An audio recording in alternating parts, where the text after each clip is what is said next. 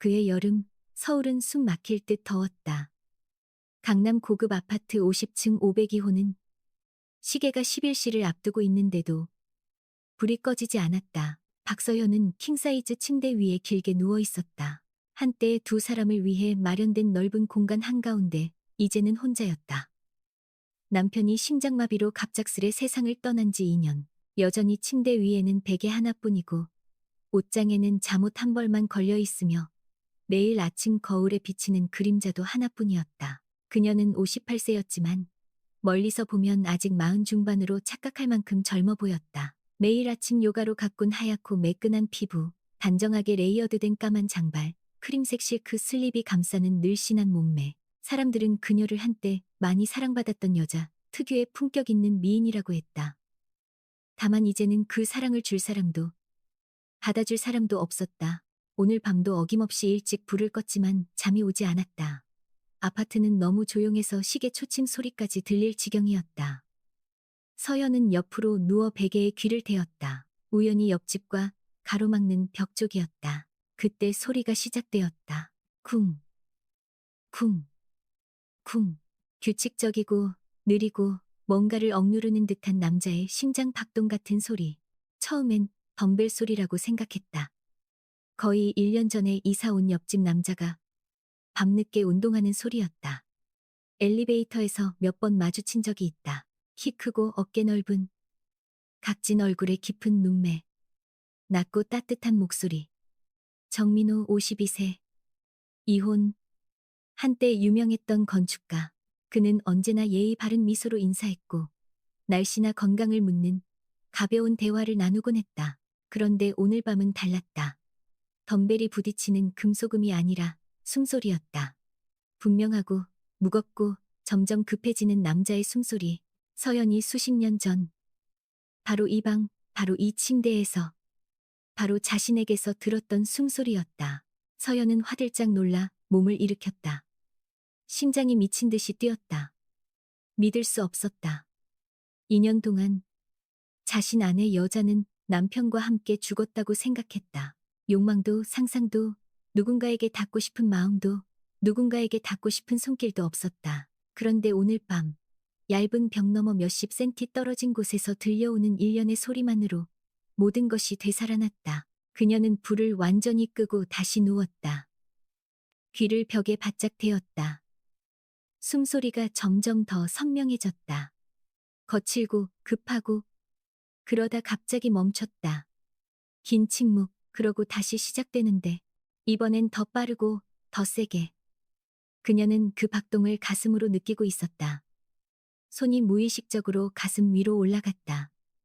미친 듯이 뛰는 심장을 만졌다. 언제 마지막으로 이런 느낌을 가졌던가?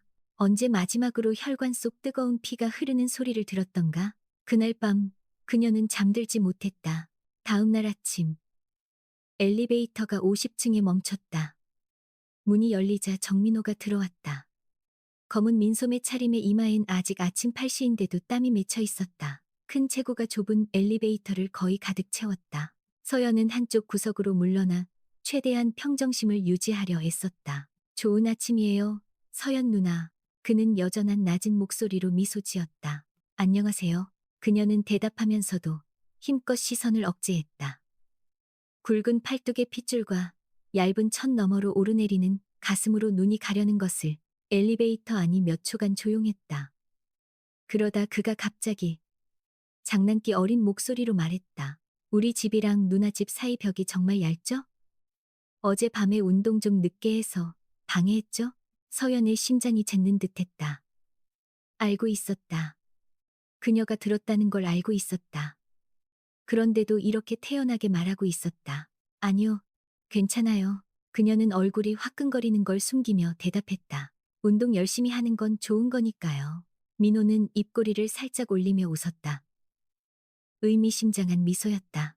너무 시끄러울까봐 걱정돼요. 다음부턴 좀 더 조용히 할게요. 엘리베이터 문이 열렸다. 그가 먼저 나가며 마지막으로 그녀를 돌아보았다. 깊은 눈빛이었다. 좋은 하루 되세요. 문이 닫혔다. 서연은 텅 빈 엘리베이터 안에 혼자 남아 가슴에 손을 얹었다. 여전히 미친 듯이 뛰고 있었다. 그날 밤 정확히 11시 또다시 소리가 났다. 이번엔 덤벨 소리가 아니었다. 숨소리뿐, 억눌린 신음뿐, 그리고 아주 가끔 어둠 속에서 누군가를 부르는 듯한 속삭임이 섞여 있었다. 서연은 가만히 누워 눈을 크게 떴다. 손으로는 시트를 꽉 쥐었다. 더 이상 그 소리를 밀어내지 않았다. 받아들였다. 오랫동안 죽어있던 무언가가 다시 살아 숨쉬는 것을 그녀는 몰랐다. 벽 너머에서 정민호 역시 귀를 기울이고 있다는 것을. 이사 온 첫날부터 마음에 두었던 그 여자의 심장 박동을 듣고 있다는 것을. 그가 일부러 소리를 내고 있다는 것을. 그녀가 듣기를 바라고 있다는 것을. 그 역시 외로웠다. 그 역시 갈증이 났다. 그 역시 오랫동안 기다려왔다. 얇은 벽 너머에서 용기를 내어 응답해줄 누군가를. 그 밤은 시작이었다. 연애가 아니라 각성이었다. 58세의 박서연은 깨달았다. 자신의 심장은 결코 멈춘 적이 없었다는 것을. 그저 기다리고 있었다. 벽 너머에서 들려오는 또 다른 심장 박동이 함께 같은 리듬을 타줄 때까지. 두 번째 밤, 세 번째 밤, 네 번째 밤. 정확히 11시가 되면 벽이 다시 살아났다. 박서연은 더 이상 일찍 자려고 애쓰지 않았다. 샤워를 마치고 진주빛 얇은 실크 슬립으로 갈아입고 침대 머리맡에 노란 스탠드만 남기고 모든 불을 껐다. 그리고 몸을 완전히 벽 쪽으로 돌려 차가운 벽지에 귀를 바짝 댔다. 이제는 우연히 듣는 척하지 않았다. 기다렸다. 목마른 사람이 사막 한복판에서 한 방울 비를 기다리듯 그 소리를 갈망했다. 정민호의 숨소리가 다시 왔다. 이번엔 일부러 느리게 길게 끌었다. 더 이상 덤벨 소리로 위장하지 않았다. 시트에 스치는 피부 소리, 점점 무거워지는 숨, 깊은 목구멍에서 새어나오는 억눌린 신음, 어떤 밤에는 길게 늘어지는 소리가 들렸다. 삼키려 애쓰다 결국 터져나오는 소리. 그리고 아주 가늘게 입술 사이로 스치는 바람처럼 서연아. 그녀는 온몸이 화끈 달아올랐다. 자신의 이름이었다.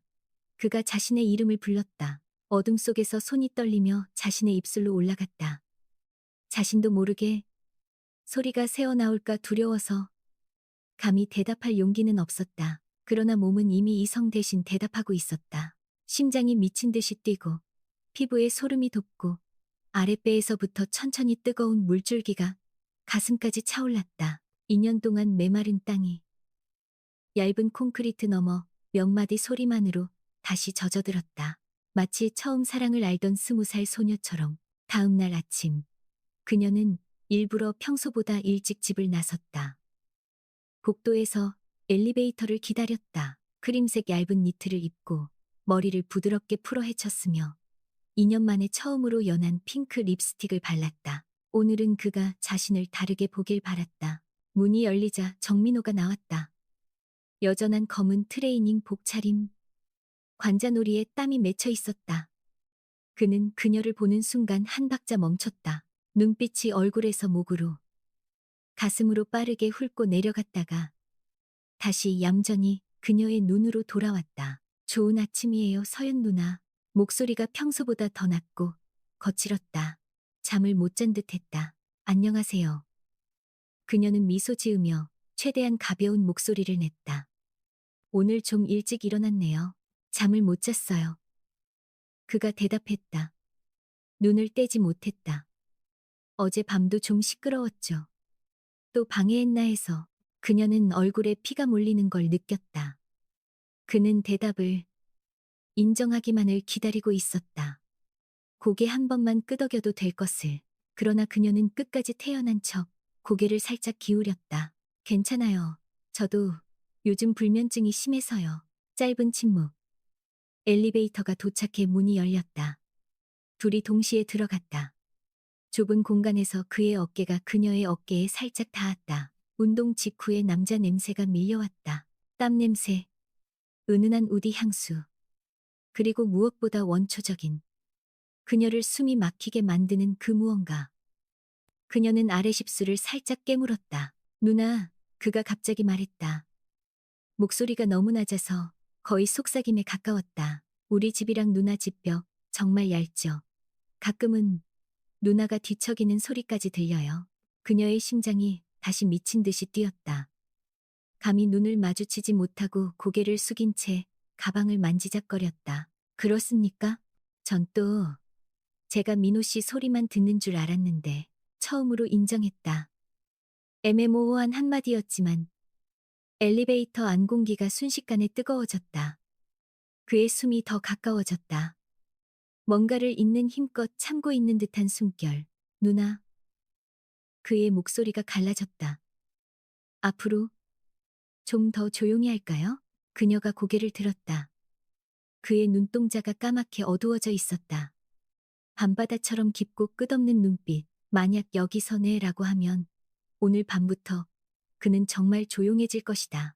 반대로 아니오라고 하면 모든 것이 달라질 것이다. 그녀는 아주 천천히 아주 작게 미소 지었다.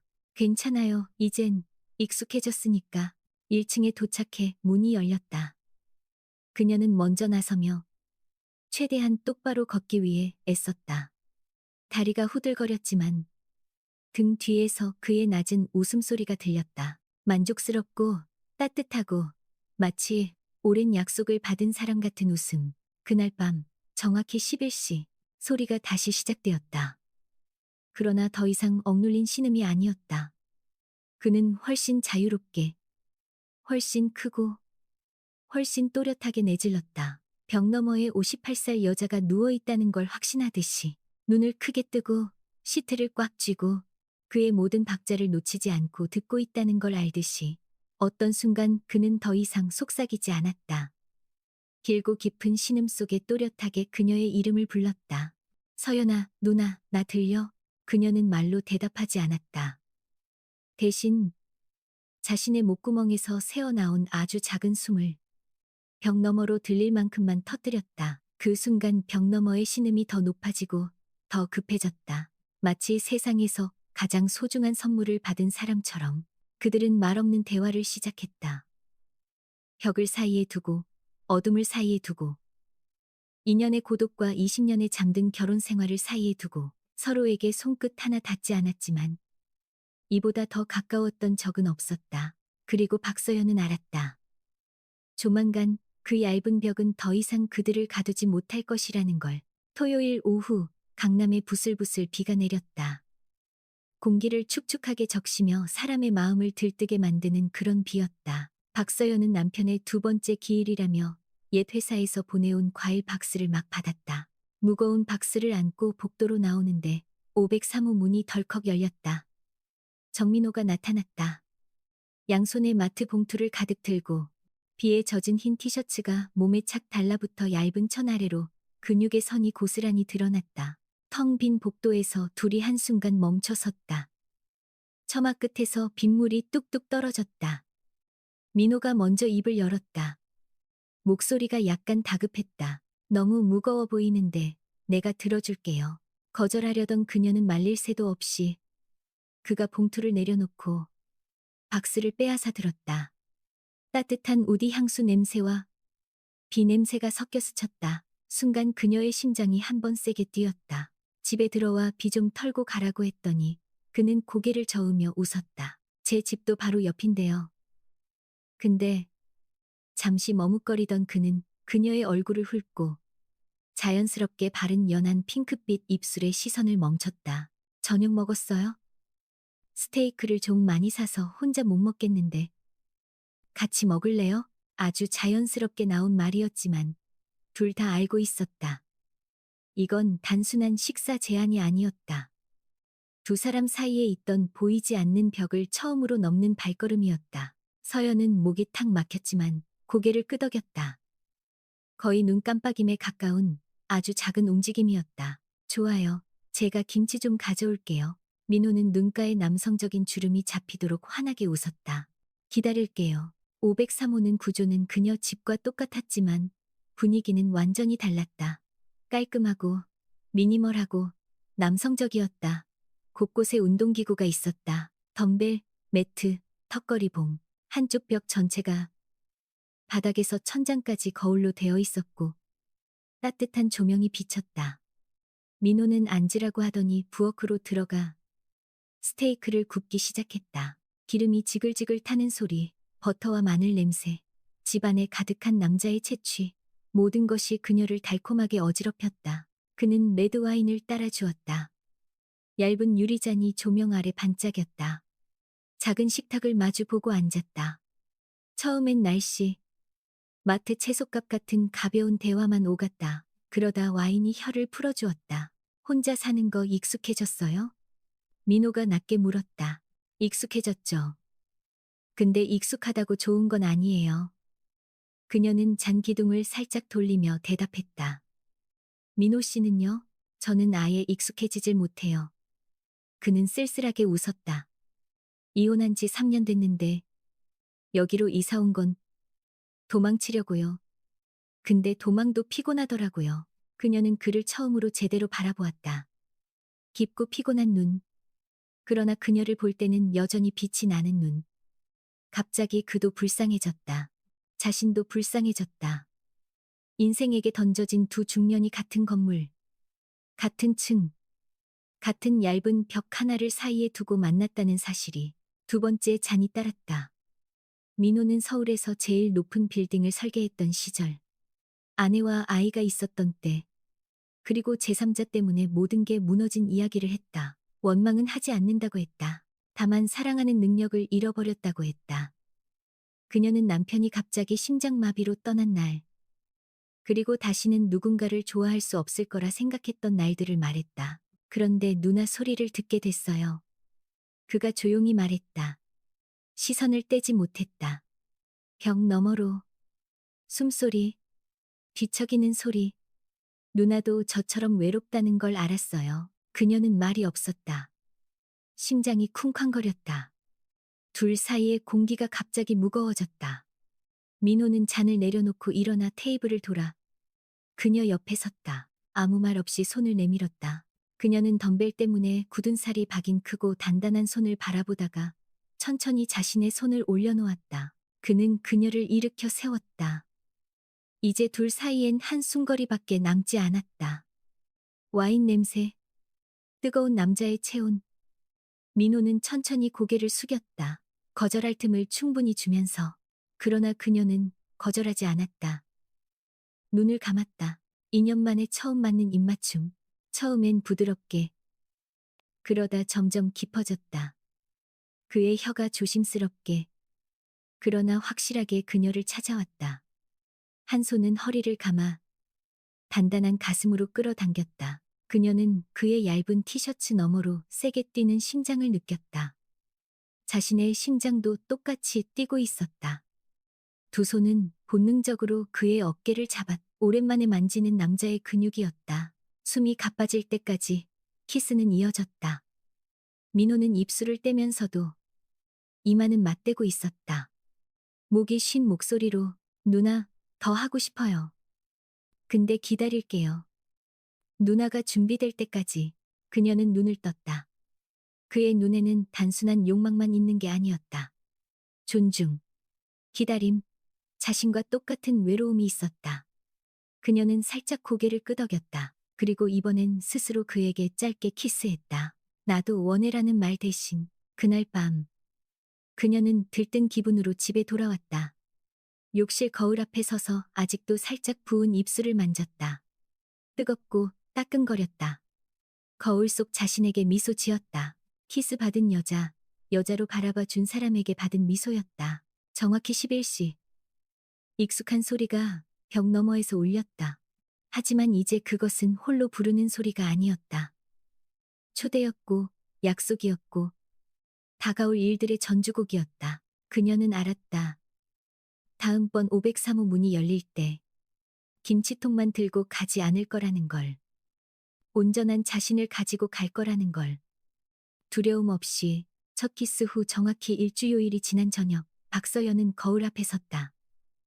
남편이 살아있을 때부터 깊숙이 넣어둔 검은 실크 원피스를 꺼내 들었다. 무릎 아래로 살짝 내려오는 길이, V넥이 살짝 파여 쇄골이 우아하게 드러나는 옷, 입어보고 천천히 한 바퀴 돌았다. 거울 속엔 58세의 여자가 있었지만 눈빛은 소녀처럼 반짝였다. 오랜만에 스스로에게 미소 지었다. 예뻐지려는 마음에 죄책감이 들지 않았다. 오늘은 그녀가 정민호를 초대한 날이었다. 서양식 스테이크가 아니라 제대로 된 한국 밥상.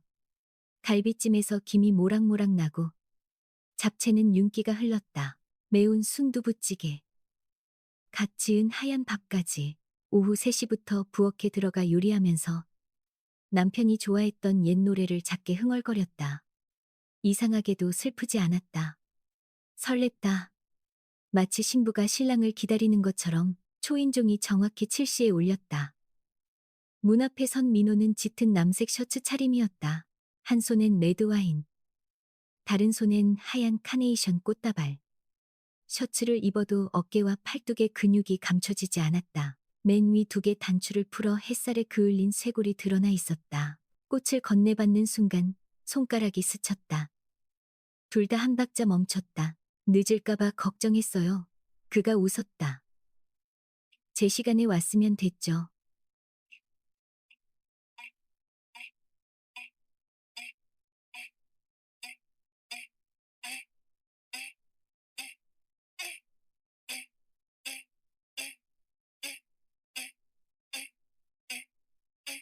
그녀는 평소보다 작은 목소리로 답해. 밥상은 낯설기도 하고 묘하게 익숙하기도 했다. 민호는 정말 많이 먹었고 한 입 먹을 때마다 진심으로 칭찬했다. 그녀는 얼굴이 붉어졌다. 그가 갈비 한 점을 집어 그녀 밥그릇에 올려놓았다. 수천 번 해본 듯 자연스러운 동작. 오랜만에 남자가 자신에게 고기를 덜어준다는 사실이 가슴을 따뜻하게 만들었다. 작은 잔에 와인이 따라졌다. 식탁을 떠나 거실 소파로 옮겼다. 2년 동안 그녀 혼자만 앉아 TV를 보던 자리였다. 민호는 너무 붙지도 멀지도 않은 거리에 앉았다. 그의 체온이 은은하게 전해졌다. 아이들 이야기. 그는 미국 유학 중인 아들이, 그녀는 외국계 회사에 다니는 딸 수진이가 있었다. 가보지 못한 여행, 결혼과 책임 때문에 미련 없이 접어둔 꿈들. 혼자 여행 가볼 생각 해본 적 있어요? 있었죠. 근데 무서웠어요. 외로울까봐. 민호는 잠시 말이 없었다가 천천히 소파 위, 그녀의 손 위에 자신의 손을 얹었다. 이제는 혼자 갈 필요 없어요. 그 간단한 한마디에 눈물이 핑 돌았다. 고개를 돌리자 그의 눈도 붉어져 있었다. 거리가 사라졌다. 이번엔 그녀가 먼저 몸을 기울여 입술을 맞췄다. 키스는 더 이상 망설이지 않았다. 그녀는 그의 목을 끌어안았고 얇은 셔츠 아래로 단단해진 근육을 느꼈다. 그의 손이 머리카락 속으로 파고들어 살짝 잡아당겼다. 고개가 뒤로 젖혀지며 더 깊은 키스가 이어졌다. 숨이 섞였다. 민호는 입술을 떼고 목으로 쇄골로 내려갔다. 닿는 곳마다 그녀는 전율했다. 그의 손이 허리를 타고 내려가 더 세게 끌어당겼다. 바지 위로 전해지는 뜨거움과 단단함이 그녀를 두렵게 하지 않았다. 오히려 더 가까이 가고 싶게 만들었다. 그런데 그의 손이 가슴 쪽으로 올라오려는 순간 그녀는 갑자기 멈췄다. 머릿속에 남편의 얼굴이 스쳤다. 원망이 아니라 그저 스치는 슬픔이었다. 그녀는 그의 손을 잡아 살짝 막았다. 조금만 더 기다려줄 수 있어? 민호는 즉시 멈췄다. 조금도 서운한 기색 없이 그녀를 끌어안았다. 머리를 자신의 어깨에 기대게 하고 아이 달래듯 등을 토닥였다. 얼마든지요. 저는 수십 년을 기다렸는데 며칠이 대수겠어요. 그 품 안에서 그녀는 웃으며 울었다. 행복한 눈물이었다. 그날 밤 그는 머물지 않았다. 문 앞에서 이마에 입맞춤하고 가볍게 약속처럼 사라졌다. 문이 닫히자 그녀는 하얀 카네이션을 안은 채 한참을 서 있었다. 옷에 남은 그의 향기를 깊이 들이마셨다. 그리고 정확히 11시. 벽 너머에서 익숙한 소리가 들려왔다. 이제 그것은 일방적인 부름이 아니었다. 그녀는 벽에 귀를 대고 아주 작게 속삭였다. 민호야, 나 듣고 있어. 잠시 숨이 샜는가 싶더니 다시 시작되는 숨소리. 이번엔 더 천천히, 더 부드럽게, 분명한 대답이었다. 아직 벽은 남아 있었다. 그러나 그 벽은 더 이상 그들을 갈라놓는 장벽이 아니라 이어주는 다리가 되어 있었다. 며칠 뒤 민호의 문자가 왔다. 오늘 저녁은 내가 파스타 할게. 누나 올래? 그녀는 바로 답했다. 기다려. 그 후로 저녁은 더 이상 혼자의 것이 아니었다. 번갈아가며 서로의 집에서 밥을 먹고 영화를 보고 소파에 앉아 서로를 안고 숨이 닫힐 듯 키스했다. 그러다 그녀가 아직 준비되지 않았을 때는 언제나 거기서 멈췄다. 민호는 그녀를 꼭 안고 잠시 재워주었다. 귓가에 그의 심장 박동을 들려주며 그러고 나서야 조심스레 그녀를 집까지 데려다 주었다. 그녀는 알았다. 자신이 완전히 준비되는 날이 아주 가까워졌다는 걸. 이제 마지막 한 걸음만 남았다는 걸.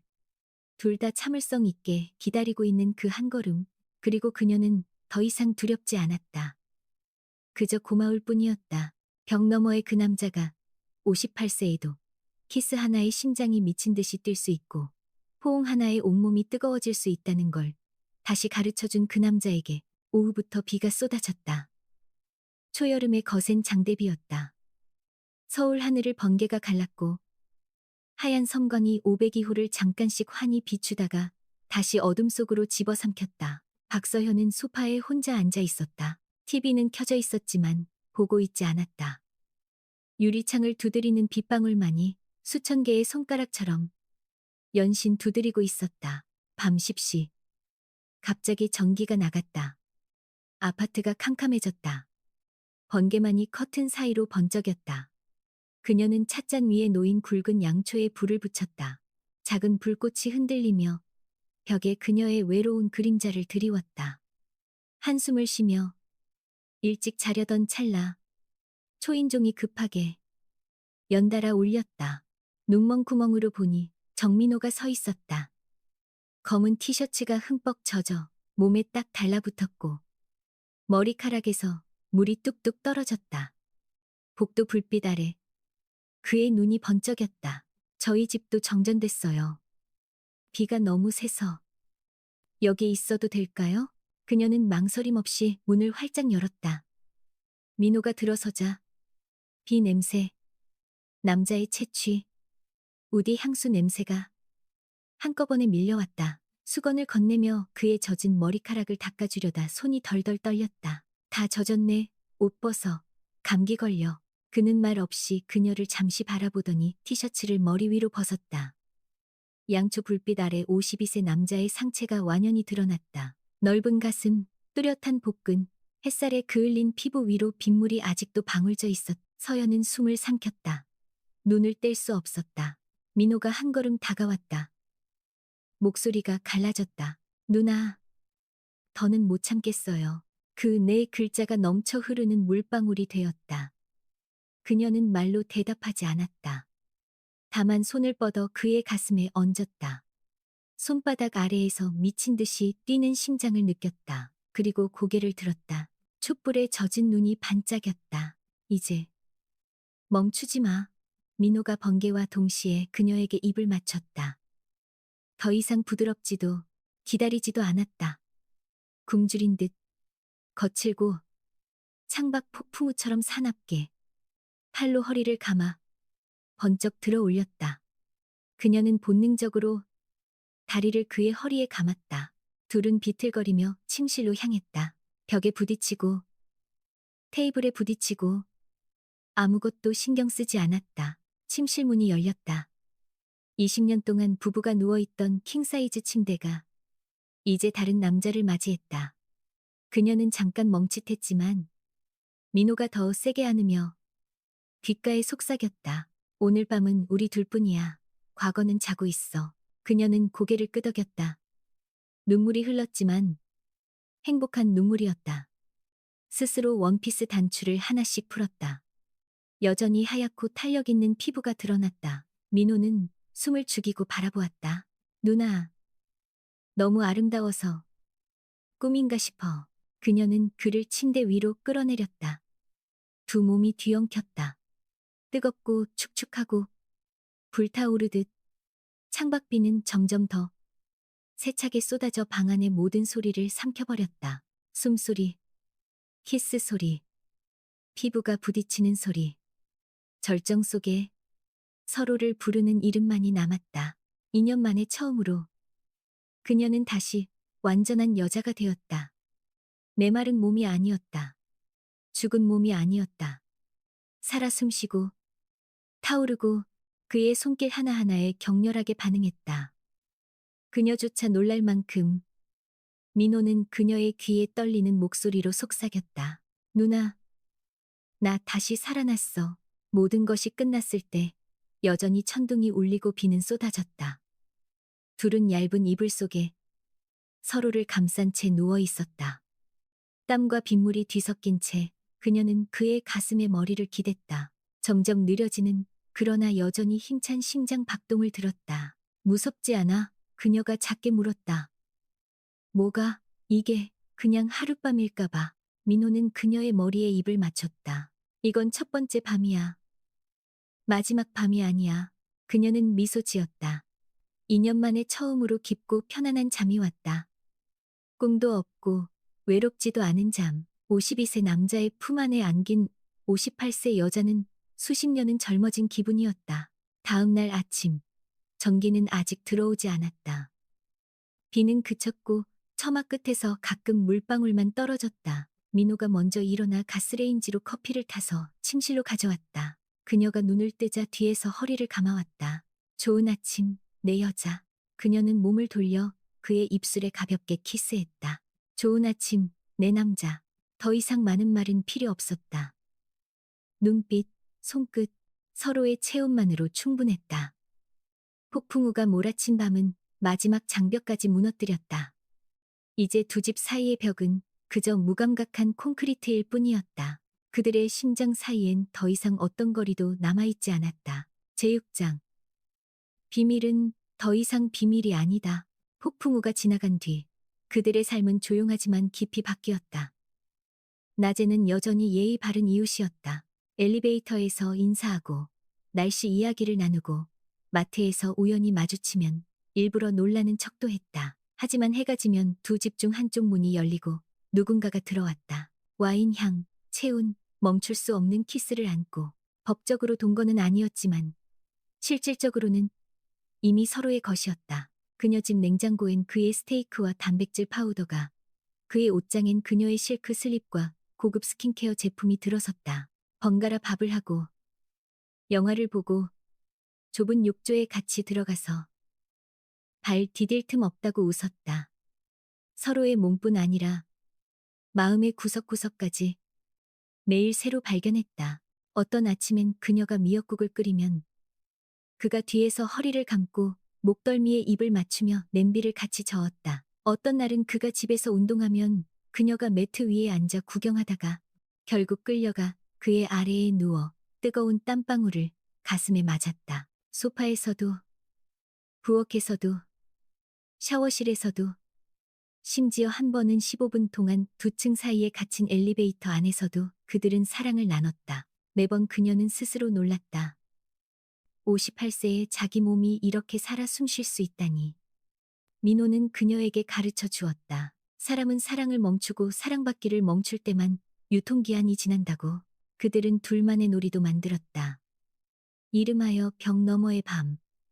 일부러 각자 집에 들어가 문을 잠그고 불을 끄고 동시에 벽에 귀를 대는 것, 서로의 이름을 속삭이고 낮에는 차마 입에 올리지 못할 음란한 말들을 주고받았다. 숨소리, 신음, 시트 스치는 소리가 다시 울려 퍼졌지만 이제는 외로운 구조 신호가 아니라 장난이고 애태우기고 결국 누군가가 참지 못해 뛰쳐나가 문을 두드릴 때까지의 전이었다. 그러나 몰래 하는 행복에도 대가는 있었다. 어느 오후 아래층 할머니를 엘리베이터에서 만났다. 할머니가 싱긋 웃으며 말했다. 서연 씨 요즘 어려 보이네. 피부도 탱탱하고 눈도 반짝반짝이고. 무슨 비결이야? 그녀는 웃으며 요가 열심히 해서요. 라고 얼버무렸다. 요가 같이 하는 사람 덕분인가? 할머니가 눈을 깜빡이며 덧붙였다.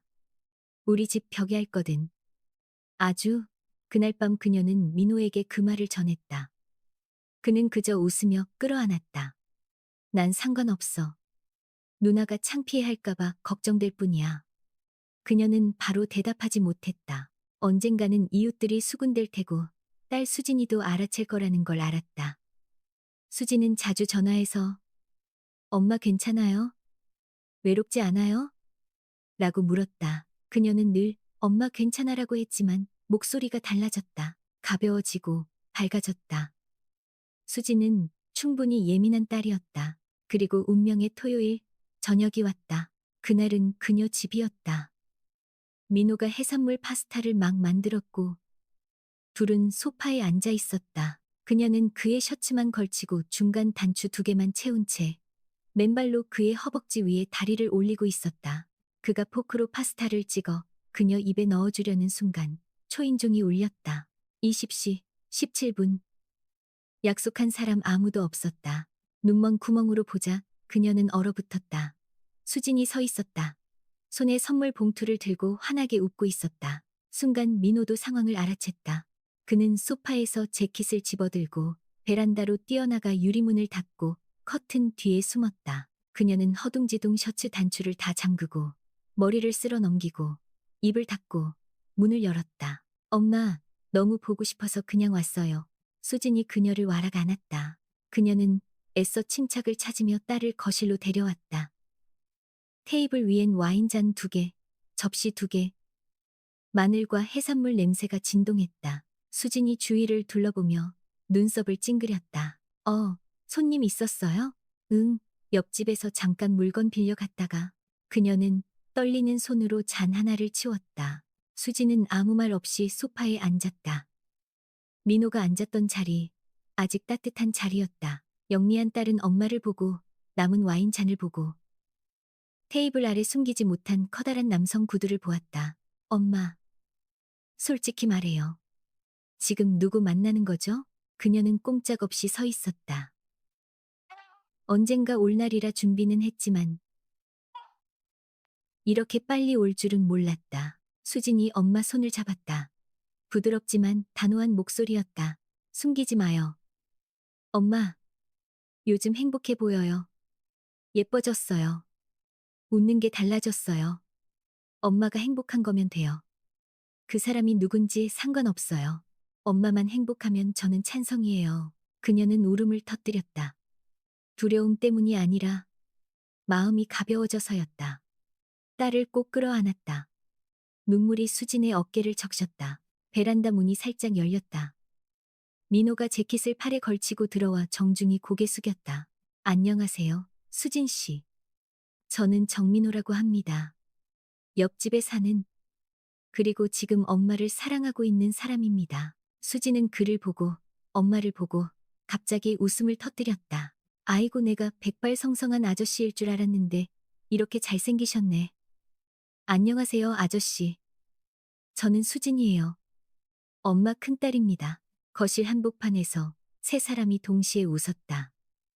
로맨틱한 저녁이 중간에 끊긴 어지러운 공간에서 수진은 잠시 더 머물며 그들과 와인 한 잔을 같이 마시고 민호에게 이것저것 묻다가 일어서며 엄마를 다시 안았다. 엄마 건강 챙기세요. 그리고 다음엔 아저씨 베란다에 숨기지 마세요. 추워요. 문이 닫히자 민호가 뒤에서 그녀를 안았다. 내가 뭘 했어? 우리 막을 사람 없다고. 그녀는 몸을 돌려 깊이 키스했다. 그날 밤부터 그들은 더 이상 숨기지 않았다. 적어도 딸 앞에서는. 그리고 점점 더 자신 앞에서도 비밀의 일부가 드러났는데도 세상은 무너지지 않았다. 오히려 더 넓어지고, 더 밝아지고, 더 많은 사랑으로 채워졌다. 그러나 진짜 시험은 아직 남아 있었다. 그들은 과연 완전히 빗속으로 나올 용기가 있을까? 아니면 이 달콤한 어둠 속 두 채에 붙은 집에서 영원히 사랑을 나눌 것인가? 그 답은 아직 두 사람만 알고 있었다. 수진이 현장을 덮친 지 3주가 지났다. 그 후로 삶은 훨씬 가벼워졌다. 수진은 자주 민호 삼촌에게 카톡을 보내고 심지어 선물까지 보냈다. 엄마 아빠에게 드리는 고급 인삼 세트, 그리고 베스트 보이프렌드 에버라고 적힌 티셔츠 하나. 민호는 얼굴이 새빨개졌고 서연은 배가 아플 만큼 웃었다. 이웃들은 여전히 수군거렸지만 이제는 아기가 아니라 장난기 섞인 말들이었다. 서연 씨는 불로장생 비법이라도 있나? 민호 씨가 엄청 챙기시더라. 어제 마트까지 장바구니 들어드리는 거 봤어. 그들은 모든 것이 안착됐다고 생각했다. 그러나 또 한 번의 금요일 저녁이 왔다. 민호가 그녀 집 부엌에서 생선 매운탕을 끓이고 있었다. 서연은 뒤에서 허리를 끌어안고 장난스럽게 귓불을 살짝 깨물었다. 그런데 갑자기 민호가 불을 끄고 돌아섰다. 표정이 심각했다.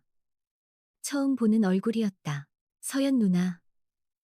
그녀는 팔을 풀었다. 심장이 철렁 내려앉았다. 뭐야, 그렇게 진지하게? 민호는 크게 숨을 들이쉬고 그녀의 두 손을 잡았다. 우리 동거하자. 진짜로.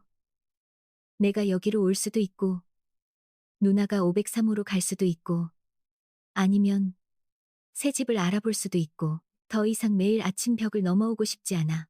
매일 눈 뜨면 누나가 옆에 있었으면 좋겠어. 매일매일 영원히. 그녀는 얼어붙었다. 동거라는 두 글자가 머릿속에 큰 종소리처럼 울렸다. 가장 약했던 순간에 꿈꿔본 적은 있었다. 하지만 실제로 입 밖으로 나오자 갑자기 무서워졌다. 여론이, 아이들이, 그리고 58년을 살아온 자신이 다시 한번 새로운 시작을 할 용기가 있을지가. 그녀는 그의 손을 놓고 한 걸음 물러섰다. 조금만 생각할 시간 줄 수 있어? 민호는 고개를 끄덕였다. 눈빛에 실망을 숨기려 애썼다. 당연하지. 기다릴게. 그날부터 공기는 무거워졌다. 여전히 매일 만나 뜨겁게 사랑했지만 그가 안고 잠들 때면 그녀는 천장만 바라봤다. 두려움과 갈망 사이에서 심장이 미친 듯이 뛰었다. 일주일이 그렇게 긴장 속에 흘렀다. 그리고 또 한 번의 운명적인 금요일, 수진에게서 전화가 왔다. 목소리가 들떠 있었다. 엄마, 이번 주말에 내려갈게. 엄마랑 민호 삼촌 데리고 저녁 먹고 싶어. 나, 중요한 얘기 있어. 그녀는 예감했다. 심장이 쿵쾅거렸다. 일요일 저녁, 압구정의 고급 한정식집. 수지는 하얀 원피스를 입고 환하게 빛났다. 음식을 시키고 술을 따르고 끝까지 밝게 웃었다. 디저트가 나오자 숟가락을 내려놓고 엄마 손을 잡았다. 엄마 삼촌, 나 결혼해요. 두 사람이 동시에 외쳤다. 진짜? 수지는 고개를 끄덕였다. 눈이 반짝였다. 상대는 회사 동기예요. 나보다 8살 많고 이혼 경력 있고 5살 딸이 있어요. 정말 좋은 사람이에요. 진심으로 사랑해요. 서연은 심장이 찾는 기분이었다. 수지는 목소리를 살짝 낮추며 계속했다. 근데 상대 집안이 좀 보수적이어서 내가 재산 노리는 여자라고 오해하고 아이까지 있는 걸 부담스러워해요. 많이 싸웠어요. 그러다 엄마 생각이 났어요. 엄마도 민호 삼촌 만난다고 세상 눈치 많이 봤잖아요. 그런데도 행복하잖아요. 엄마가 시댁 설득하는데 좀 도와주시면 안 돼요? 나이든 사랑도 소중하다는 걸 보여주고 싶어요. 서연은 딸을 바라보다가 민호를 바라봤다. 민호는 테이블 아래에서 그녀의 손을 꽉 잡아주었다. 수진이 고개를 숙였다. 내가 너무 이기적인가요? 엄마한테 공개적으로 사귀라고 하면서 내가 또 상처 줄까봐. 그 순간 서연은 식당 한복판에서 울음을 터뜨렸다. 딸을 끌어안았다. 눈물이 하얀 어깨를 적셨다. 이기적인 거 아니야. 겁쟁이인 건 엄마야. 그녀는 민호를 똑바로 바라보며 딸 앞에서 주변 모든 손님 앞에서 그의 손을 잡았다. 민호야, 나 동거할게. 수진이 때문에가 아니야. 나 때문에 더 이상 하루라도 너랑 떨어져 눈 뜨고 싶지 않아. 민호는 몇 초 멍하니 있다가 벌떡 일어나 테이블을 돌아 그녀를 와락 안았다. 식당 한가운데에서 머리에 입을 맞추며 목이 메였다. 고마워, 고마워, 누나. 옆자리 수지는 울면서 웃으며 어린애처럼 박수를 쳤다. 그날 밤 민호는 503호로 돌아가지 않았다. 작은 캐리어 하나, 옷 몇 벌, 그리고 이혼 후부터 안고 잤던 낡은 곰 인형을 들고 왔다. 그는 캐리어를 바닥에 내려놓고 작은 벨벳 상자를 꺼냈다. 누나가 허락하면 그때 주려고 했어. 이제 기다릴 필요 없네. 안에는 심플한 플래티넘 반지가 있었다. S와 M이 서로 얽힌 이니셜이 새겨져 있었다. 결혼 반지가 아니야. 약속 반지야. 앞으로 매일매일, 밤마다 더 이상 벽은 없다는 약속. 그녀는 반지를 끼고 또 울었다. 그리고 그를 끌어당겨 바닥에 눕혔다. 아직 정리되지 않은 옷 더미 사이에서, 이제 정식으로 우리 집이 된 공간에서 그 밤 그들은 잠을 자지 않았다. 첫날처럼 뜨겁게 사랑했지만 이제는 비밀이 아니었고 죄책감도 없었다. 58세와 52세. 두 사람이 아이들 앞에서, 세상 앞에서 서로를 선택한 밤이었다. 벽은 여전히 그 자리에 있었다. 하지만 이제는 그저 벽일 뿐이었다. 그들의 사랑은 모든 것을 넘어 마침내 빛 속으로 걸어 나왔다. 1년이 눈 깜짝할 사이에 지나갔다. 502호는 이제 진짜 두 사람의 집이 되었다. 503호 열쇠는 기념으로만 남기고 집은 주인에게 돌려줬다. 거실엔 작은 덤벨과 요가 매트가 나란히 놓여 있고 냉장고 문에는 지난 3월 제주 여행 때 찍은 사진이 붙어 있다. 식탁 위엔 항상 밥그릇 2개, 젓가락 2쌍, 그리고 매주 월요일마다 민호가 직접 꽂아주는 생화 한 병이 놓인다. 아침은 늘 똑같았다. 새벽 5시 반. 민호가 먼저 일어나 커피를 내고 하고 행복한 죽이나 미역국을 끓인다. 서연은 10분 더 뒹굴다가 슬리퍼 끌며 부엌으로 나온다. 뒤에서 허리를 끌어안고 큰 고양이처럼 그의 등에 얼굴을 문지른다. 민호는 웃으며 돌아서서 머리에 입 맞추고 둘이 창바지 햇살 속에 앉아 아침을 먹는다. 그들은 여전히 옛 습관을 버리지 않았다. 밤 11시 한 침대에 누워 있어도 민호는 꼭 벽을 3번 두드린다. 똑똑똑. 서연도 바로 답한다. 똑똑똑. 나 여기 있어. 너도 거기 있어. 벽을 사이에 뒀던 첫날들의 인사말이 이제는 누구도 포기하고 싶지 않은 달콤한 장난이 되었다. 수지는 10월에 결혼했다. 작고 따뜻한 결혼식. 가족과 가까운 친구들만 초대했다. 민호는 검은 정장을 입고 여자 쪽 친족으로 서연 옆에 섰다. 부케를 던지는 순간 꽃다발이 서연의 손에 쏙 들어갔다. 하객들이 웃음바다가 되었고 민호는 허리를 감싸며 귓속말을 했다. 이제는 도망 못 가, 누나. 수진이 그 말 듣고 엄마에게 눈짓했다. 엄마, 안 하면 나 삐질 거야. 그들은 아직 결혼식을 올리지 않았다. 그럴 필요가 없었다. 약속 반지는 매일 그녀의 손가락에서 빛났다. 그것만으로도 세상은 그녀가 누구의 사람인지 알았다. 59세와 53세. 더 이상 사회에 아무것도 증명할 필요가 없었다. 서로에게만 매일매일 사랑하고 필요로 하고 행복하게 만든다는 걸 증명하면 충분했다. 주말이면 차를 몰고 교회로 나갔다. 설악산으로, 강릉 바다로. 민호가 운전하고 서연은 조수석에 발을 올리고 이문세 노래를 따라 불렀다. 어떤 날은 길가에 차를 세우고 피크닉 매트를 깔고 누워 손을 잡고 구름을 바라봤다. 20살 연인처럼. 서연이 자주 놀렸다. 53살이면서 왜 이렇게 힘이 좋아? 민호는 목덜미에 입 맞추며 대답했다. 59살 누나 때문에 매일 잠 못 자서 그래. 당연히 싸울 때도 있었다. 변기 커버 안 내린 거, 가스 불 끄는 거 있는 거, 늦은 밤 운동 소리 때문에. 하지만 싸움은 절대 30분을 넘기지 않았다. 누군가 먼저 다가왔다. 대개는 민호였다. 뒤에서 안으며 늘 하는 말. 미안해. 내 사랑 화 풀어. 그러면 서연은 돌아서서 가슴을 살짝 치고 웃고 입 맞추고 침대든 바닥이든 다시 화해했다. 그의 겨울, 첫눈이 내렸다. 베란다에 나란히 서서 서연은 민호의 패딩을 걸치고 뜨거운 코코아를 들었다. 민호는 뒤에서 앉고 턱을 그녀 어깨에 얹고 한강 위로 조용히 내리는 눈을 함께 바라봤다. 누나, 우리가 처음 벽 너머로 이름 부른 밤 기억나? 당연히 기억하지. 어떻게 잊어?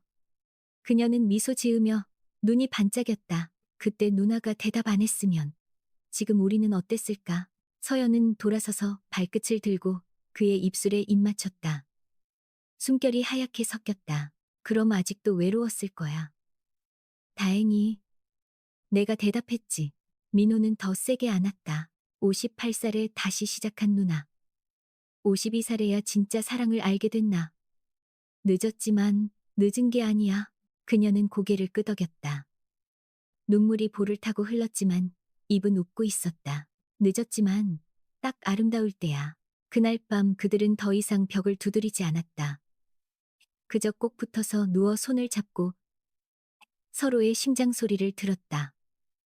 옛날에 울리던 벽 소리는 이제 완전히 잠잠했다. 그 소리를 만들던 사람이 바로 옆에 체온과 숨결과 사랑을 1cm도 떼지 않고 전해주고 있었으니까.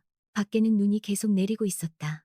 안에는 수십 년 방황 끝에 서로를 찾아낸 두 심장이 같은 박자로 뛰고 있었다. 따뜻하고 강렬하고 절대 멈추고 싶지 않은 리듬으로 늦은 행복이기에 더욱 소중하다. 그리고 그들은 알았다. 숨이 붙어 있는 한 매일매일 밤마다 평생 서로를 사랑할 거라는 걸.